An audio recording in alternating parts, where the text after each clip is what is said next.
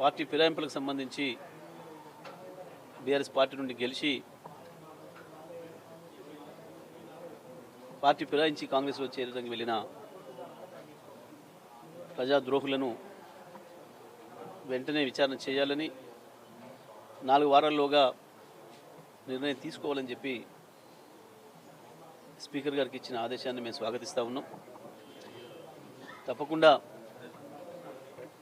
న్యాయస్థానాలపైన విశ్వాసం ఉంది. రాజ్యాంగాన్ని పార్టీలు ప్రభుత్వాలు ఉల్లంఘించిన న్యాయస్థానాలు నిలబెడతాయి తప్పకుండా అన్న విశ్వాసం ప్రజల్లో పెరిగింది ఈ తీర్పు ద్వారా. ఎట్టి పరిస్థితులలో కూడా వాళ్ళు ఎవరైతే పార్టీ ఫిరాయించారో అవినీతితోని వాళ్ళ సభ్యత్వాలు రద్దవడం ఖాయం, తిరిగి ఎన్నికలు రావడం ఖాయం. తెలంగాణ ప్రజలు కాంగ్రెస్ పార్టీకి బుద్ధి చెప్పడం కూడా ఖాయం.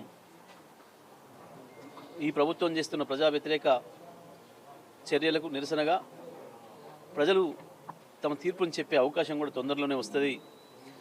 హైదరాబాద్ను దెబ్బతీసి తన గురువు